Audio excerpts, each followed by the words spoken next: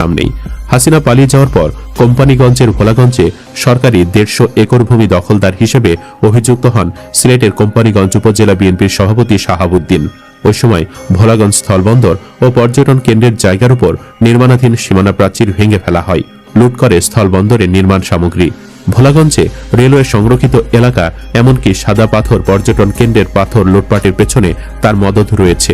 বিশেষ করে ভোলাগঞ্জ পাথর কোয়ারি ও স্থানীয় বাংকারের পাথর লুট করে শাহাবুদ্দিনের নিয়ন্ত্রণাধীন জায়গা নদীর তীরে এখনও ডাম্পিং করা হচ্ছে।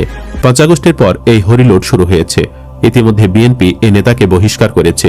এখন বহিষ্কার করে আর লাভ কি? পেছনে যা মারাত্মক মেরে ফেলেছে। পর্যটন এলাকাও জয় বাংলা করে দিচ্ছে এই ছাপড়ি দলের নেতাকর্মীরা।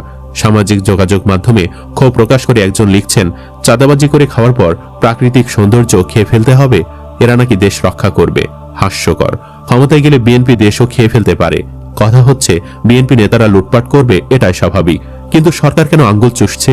কেন এদের বিরুদ্ধে কোনো ব্যবস্থা নেওয়া হচ্ছে না? মাথামোটা বন ও জলবায়ু উপদেষ্টা রেজওয়ানা বলেন, উপদেষ্টা হয়েও সাদা পাথর রক্ষা করতে পারেনি। চিন্তা করেন দেশ কোথায় যাচ্ছে। প্রশ্ন উঠেই যায়, তাহলে ইন্টারিম সরকার কারা চালাচ্ছে? সরকার যে বিএনপি চালাচ্ছে তা বুঝতে আপনাকে কোনো গবেষক হতে হবে না। ভাইরাল একটি ভিডিওতে দেখা যায় ভোলাগঞ্জে আরেকটি পাথরও নেই। খুব সামান্য যেটুকু ছিল সেটুকু লুট করা হচ্ছে। প্রশাসনের কোনো সাহায্য না পেয়ে পর্যটকরাই পাথর নিক্ষেপ করে লুটেরাদের তাড়াচ্ছে। এর চেয়ে দুঃখের বিষয় আর কি হতে পারে? স্থানীয়রা বলছেন, গত 1 বছরে কয়েক হাজার কোটি টাকার পাথর লুট হয়ে গেছে, অথচ নেই প্রশাসনের কার্যকর কোনো পদক্ষেপ। সাদা পাথরের ওপারে ভারতের মেঘালয়ের চেরাপুঞ্জি ও লুংলুং পুঞ্জির পাহাড়ি ঝর্ণা থেকে বছর জুড়ে পানি প্রবাহিত হয়। বর্ষায় ঢলের পানির সঙ্গে ভেসে আসে পাথর খণ্ড। এসব পাথরের মান ভালো হওয়ায় চাহিদাও ব্যাপক। আগে এগুলো স্থানীয় প্রশাসনের তত্ত্বাবধানে সীমিত পরিসরে সংগ্রহ করা হতো, যাতে পাথরে পুরো এলাকা ভরে না যায়। কিন্তু এখন তা রূপ নিয়েছে মুক্ত লুটপাটে। স্থানীয়রা জানান, গত 2 সপ্তাহে একাধিকবার পাহাড়ি ঢল নামে। ঢলের পর পাথরের স্তর গড়ে উঠলেও এখন দেখা যাচ্ছে কেবল বালু।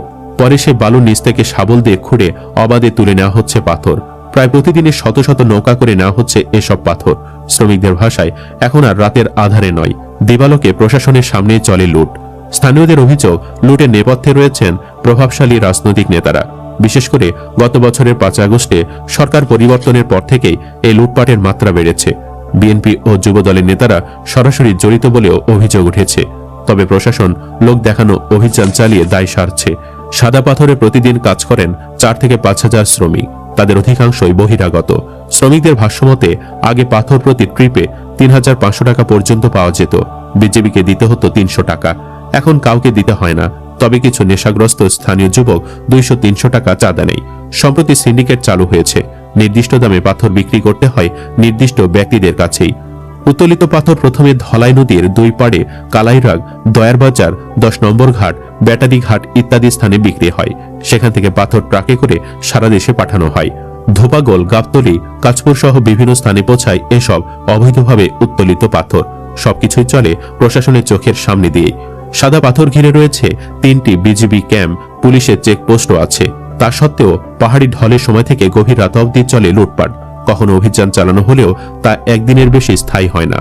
অভিযান শেষে আবার আগের মতো চলতে থাকে লুটপাট। প্রশাসন বলছে, জনবল সংকটের কারণে তারা নিয়মিত অভিযান চালাতে পারছে না। এ বিষয়ে জেলা প্রশাসক মোহাম্মদ শের মাহবুব মোরাদ বলেন, আমরা নিয়মিত অভিযান পরিচালনা করছি, তবে জনবল কম থাকায় পুরোপুরি বন্ধ করা যাচ্ছে না। অতিরিক্ত জনবল চাওয়া হয়েছে। কোম্পানিগঞ্জ ইউএনও আজিজুন নাহার